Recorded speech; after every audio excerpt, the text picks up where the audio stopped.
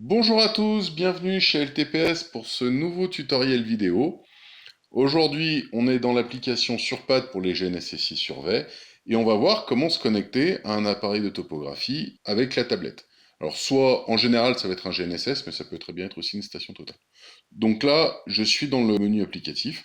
Je vois que je suis connecté à aucun instrument. Quand je regarde en haut à droite, tout est en blanche, j'ai pas de réception satellite, et surtout l'icône de la coupole GNSS avec les ondes, elle est en blanche.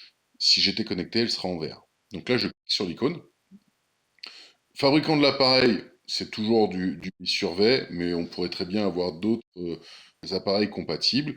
C'est un instrument de type RTK, dans le cas où ça aurait pu être une station totale. Le type d'instrument, je vais choisir RTK. Si j'avais une IBAS 20, j'aurais pu mettre une IBAS 20, mais RTK couvre tous les cas de figure, donc je préfère rester directement en RTK. Le mode de communication, donc, je vais avoir le choix entre Wi-Fi et Bluetooth. Les deux sont intéressants, les deux fonctionnent très bien.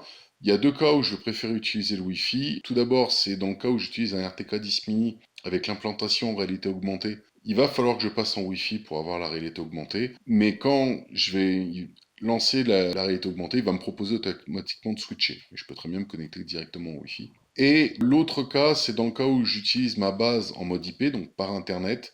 Il est préférable de se connecter en Wi-Fi pour des histoires d'accès au support au cas où on a des problèmes de configuration. Donc là, on a accès, on s'est mis en mode Bluetooth. J'ai mon RTK 10 mini et mon IBAS 20 qui sont allumés à côté de moi. Je peux lancer une recherche, voir tous les appareils qui sont connectés et ceux qui sont déjà appairés à ma tablette. Là, je vais le laisser finir sa recherche. Donc là, je vais faire une connexion Bluetooth sur mon RTK 10 mini. Donc mon RTK 10 mini, c'est celui qui finit par 394, celui qui est en jaune. Je vais me connecter. Donc là, il lance sa connexion normale. Je vois l'icône est passée en vert. Je vois bien que j'ai une réception satellite. Je reçois 28 satellites, j'en utilise 27 parce qu'il y a un masque là où il est placé. Je vois que je suis en solution single parce que je ne l'ai pas démarré en mobile, je n'ai pas configuré de correction RTK, donc il n'a pas encore la précision pour être fixé. Je ne reçois pas de correction, on voit bien âge égale 0, mais je peux très bien aller dans mode mobile pour configurer. Ça fera l'objet d'une autre vidéo. Maintenant, si je veux me déconnecter, bah, je fais stop, et on va se connecter à l'IBAS 20 pour l'exemple, on va se connecter en Wi-Fi pour voir les différences. Donc là, je peux de nouveau faire recherche, mais l'IBAS 20, bah, c'est celle qui est sélectionnée, la mienne, là, la 0029. Je peux me connecter directement. Pas besoin de faire connexion rapide, connecter, ça connecte assez rapidement, il n'y a pas de souci. Et donc là, on voit bien qu'elle est connectée et elle cherche à démarrer.